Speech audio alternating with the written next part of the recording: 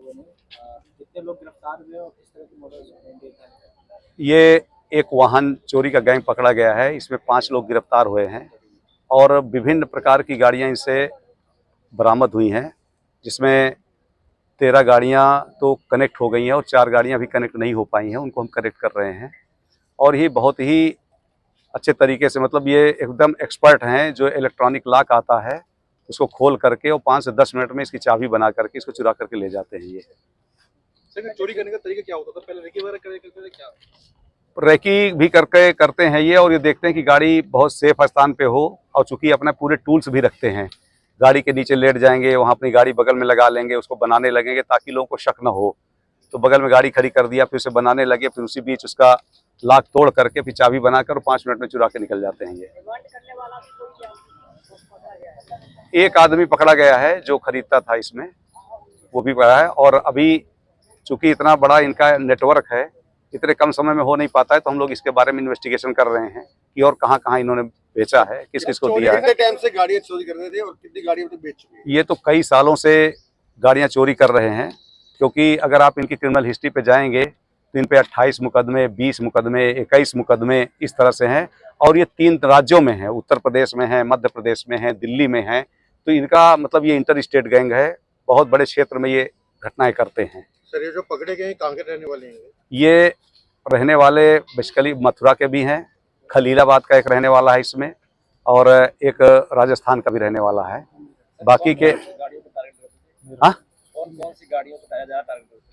ये गाड़ियां जो लग्जरी गाड़ियां जैसे फार्चूनर है, क्रेटा है, ब्रेजा है, बेलेनो है, इस तरह की गाड़ियां। सर, कितनी गाड़ी से कनेक्टेड है? इसमें गाड़ी 13 गाड़ियां कनेक्टेड हैं, 4 अभी कनेक्ट नहीं हो पाई हैं। ये गैंग में सर कोई और भी लोग शामिल हैं?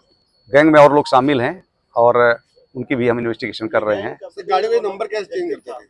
गाड़ियों का नंबर तो ये चेंज कर लेते थे, कुछ का तो चेसिस नंबर, इंजन नंबर भी मिटा के कर लेते थे। कुछ जो गाड़ियां डिस्पोज हो चुकी हैं उनका भी नंबर ले लेते थे।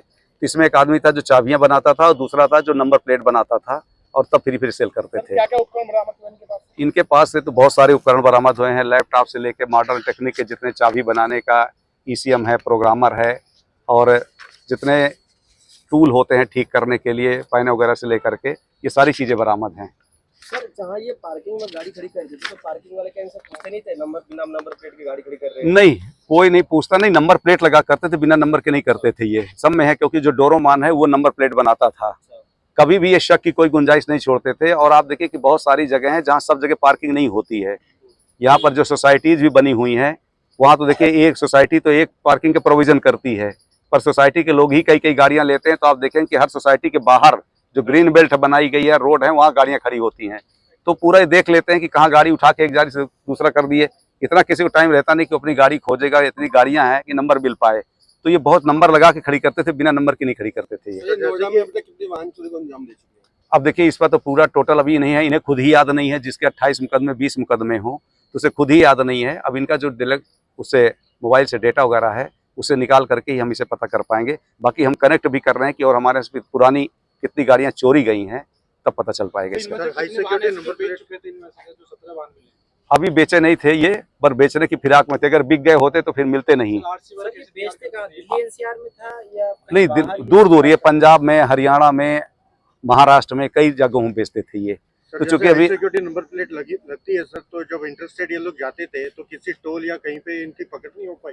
नहीं, पकड़ इसलिए नहीं हो पाती थी क्योंकि ये वहाँ पैसा देके निकल जाते थे, और नहीं तो जब ये चोरी करते थे तो आगे आगे इनकी गाड़ी रेकी करके जाती थी, जो इन्हें इन्फॉर्म कर देती थी। और फिर एक पैसे दे करके या कागज दिखा करके कन्विंस कर, क्योंकि उनके सारे कागज बहुत प्रूफ बनाते थे ये, तो किसी को कोई डाउट ही नहीं हो पाता था कि ये कोई गलत गाड़ी है। क्योंकि देखिए, हम लोगों में से जो भी गाड़ी चेक करता है वो यही करता है कि देखिए जो नंबर प्लेट लगी है वो ठीक है कि नहीं, आरसी में